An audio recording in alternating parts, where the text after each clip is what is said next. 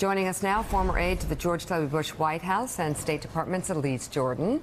Elise, we're going to get to you on your recent conversation with voters about a few of Trump's midterm stances in just a moment. But first, Heidi, you spoke with voters in Virginia's 7th Congressional District about that race. What did you hear? Right, Mika. So if there is legitimately going to be a blue wave, analysts tell me one of the first places that we should look on Tuesday night is Virginia's 7th Congressional District. That's these bedroom communities around Richmond that have not gone blue since Nixon.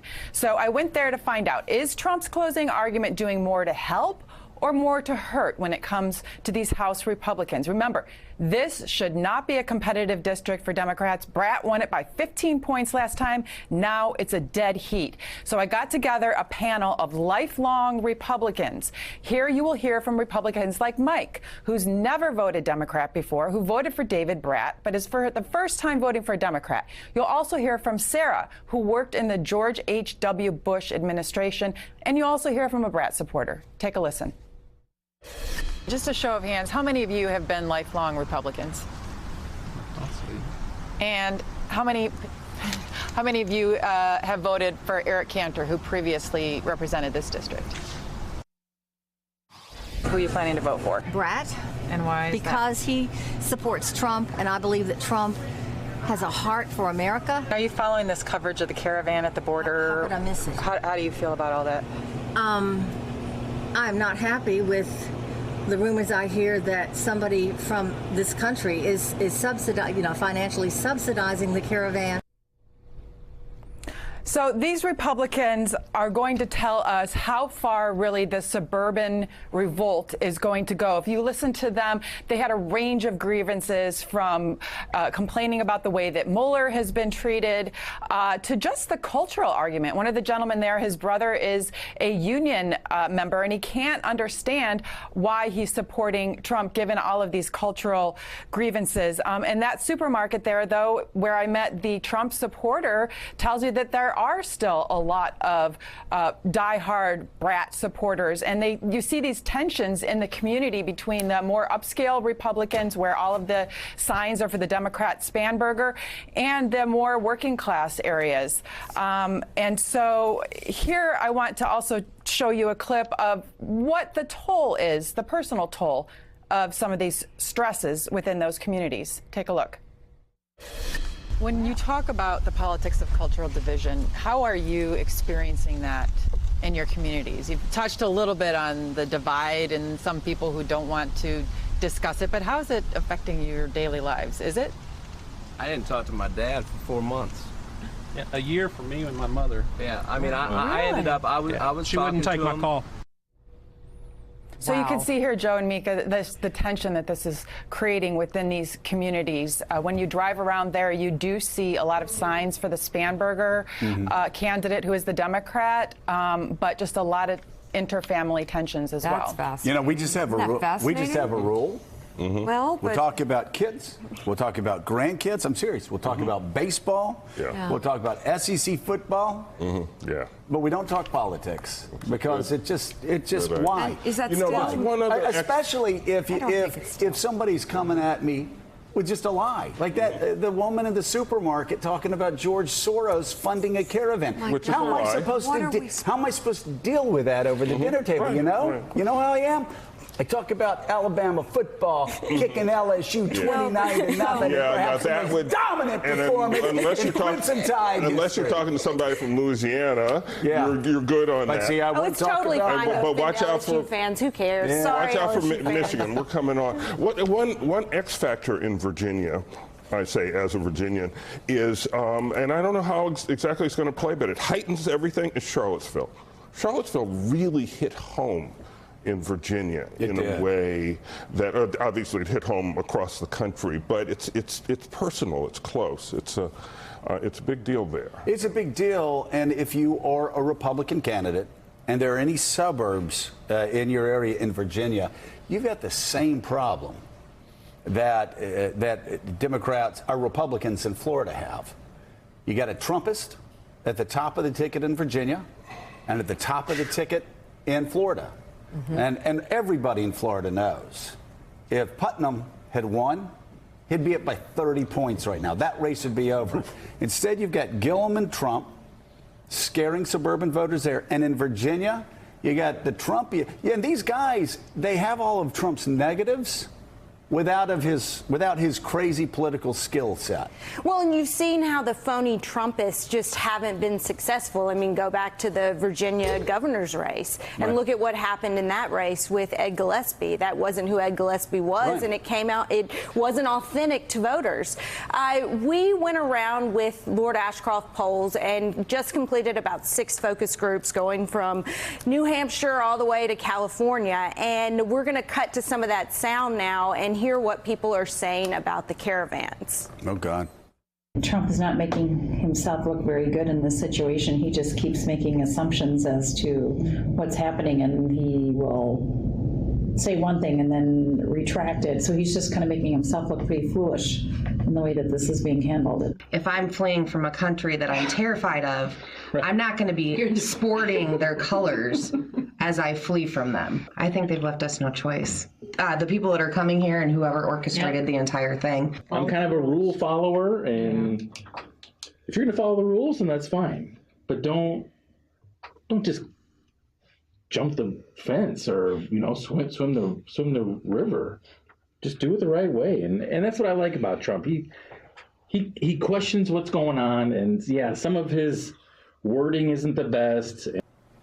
But see, Elise, I'm a rule follower. I gotta understand. I've always been more conservative on immigration than the Chamber of Commerce side of the Republican Party. I believe if you're coming to America, you know what? The first thing you do needs to be legal, right? But this isn't about how tough you are on illegal immigration. It's about what's true and what's false. Yeah. And George Soros ain't paying people in Guatemala to come to the United States. Well, and using the military as a political prop, too. The problem is Democrats aren't setting up any other rule-based alternative. It's either or. You have either we've got military on the border and they're potentially shooting at women and children, or you have lawless immigration and you have no checks and balances at all. And so there's nothing for those in the middle. That's how Trump is setting it up. Yes, this is how and also Democrats are doing nothing to counter that. You look at Phil Bredesen in Tennessee is having a slightly different message, and he's saying, well, this is a problem. We can't just have unchecked flow over the border, but that's very different from the national Democrats. So Gene, how important would it be if Chuck Schumer or whoever the Democratic leader 2 years ago had said, hey, listen, you want a wall? We can help with a wall, but it has to be something that works. And it's not going to probably be a physical wall because your own head of DHS said that doesn't work. And if you're coming to America, you got to come to America legally. And if you try to come here illegally, we're going to put you in the back of the line. We are a nation of laws. We are a nation of refugees. The two can work together, but we're going to be tough on the border. Wouldn't have hurt him to say that and continue pounding that home. Right. He certainly could have said something like that. But, one thing that gets overlooked is that it is perfectly legal. It is an accepted procedure to present oneself at the border asking for asylum. And then you can be, you can be admitted pending review of the case, or you can be turned away. Right. But that's what these people intend to do when they get there, and however many get to the border. Nation of laws. It's not like they're intending to try to swarm across the border as if that were possible at a point of entry, which it's not. Yeah, and again, that's important to explain. At some point, there will be a Democrat, a national Democrat, that can explain all this, and Donald Trump's argument, his racist arguments, will all go right out the window. But in absence of an explanation and in absence of another plan, that drives Republican voters. And so while the Trump supporters we spoke to, they weren't supportive of ending birthright citizenship, and they just felt like that was really coming from left field, and they understood the Constitution way more than Donald Trump does.